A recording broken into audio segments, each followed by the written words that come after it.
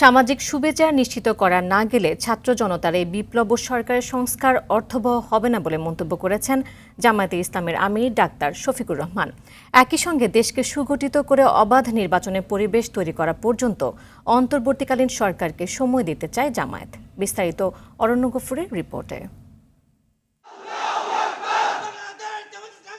রাজধানীর ইঞ্জিনিয়ার্স ইনস্টিটিউশনে আয়োজিত সম্মিলিত পেশাজীবী পরিষদের সুধী সমাবেশে প্রধান অতিথি হিসেবে যোগ দেন জামায়াতে ইসলামের আমির। বক্তব্যের শুরুতে স্বৈরাচারী সরকারের সময় জামায়াতের ওপর করা নির্যাতনের ভয়াবহ চিত্র তুলে ধরেন শফিকুর রহমান। ষড়যন্ত্র এখনও থেমে নেই উল্লেখ করে রক্তের বিনিময়ে অর্জিত নতুন স্বাধীনতা দেশবাসীর উপর ছাত্র জনতার আমানত বলে অভিহিত করেন জামায়াতের আমির। আমাদের যুব সমাজ, ছাত্র তরুণ এবং সমস্ত মানুষ একটাই স্লোগান তখন বারবার দিচ্ছিল, উই ওয়ান্ট জাস্টিস। সুবিচার যদি প্রতিষ্ঠিত হয়, এটা শুধু হাইকোর্ট, সুপ্রিম কোর্টে, জজ কোর্টে হবে না, ম্যাজিস্ট্রেট কোর্টে হবে না, এটা প্রত্যেকটি পরিবার থেকে শুরু করে রাষ্ট্রের সর্বোচ্চ চূড়া পর্যন্ত সুবিচার কায়েম হবে ইনশাআল্লাহ। এই সুবিচার কায়েম না হওয়া পর্যন্ত স্বাধীনতা বারবার অর্জন করলেও তার স্বাদ ভোগ করা আমাদের পক্ষে সম্ভব হবে না। এই জন্য সুবিচারের এই বীজতলা তৈরি করা এখন এই জাতির দায়িত্ব। দেশটা হিন্দু মুসলমান সবার উল্লেখ করে সংখ্যালঘুদের অধিকারের ব্যাপারে নেতাকর্মীদের সতর্ক করেন জামায়াতের আমির।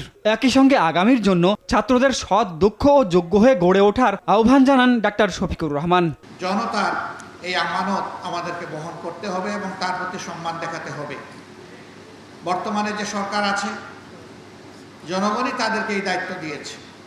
তাদের মূল কাজ হচ্ছে রাষ্ট্রের যে বিশাল ধ্বংস সাধন করা হয়েছে, দ্রুততম সময়ের ভিতরে তারা এগুলাকে পুনর্বিন্যাস করবেন, নির্বাচনের জন্য একটা অনুকূল পরিবেশ তৈরি করবেন। যখনই অনুকূল পরিবেশ তৈরি হয়ে যাবে, তখন একটি অর্থবহ, গ্রহণযোগ্য, সুষ্ঠু নির্বাচন জাতিকে উপহার দিয়ে তারা আবার তাদের স্ব কর্তব্যের জায়গায় চলে যাবে। আমরা তাদেরকে সঙ্গত সময় দেওয়ার পক্ষে। মত প্রকাশের স্বাধীনতা ফিরে পাওয়ায় বস্তুনিষ্ঠ ও দায়িত্বশীল সাংবাদিকতার আহ্বান জানিয়ে গঠনমূলক সমালোচনাকে স্বাগত জানান জামায়াতের আমির। আপনারা স্পষ্ট কণ্ঠে বলবেন, মুক্ত হাতে লিখবেন, আমাদের তীর্যক সমালোচনা করবেন এবং দেশাত্মবোধ নিয়ে আপনারা সেই সমালোচনা করবেন। অরণ্য গফুর, RTV, ঢাকা।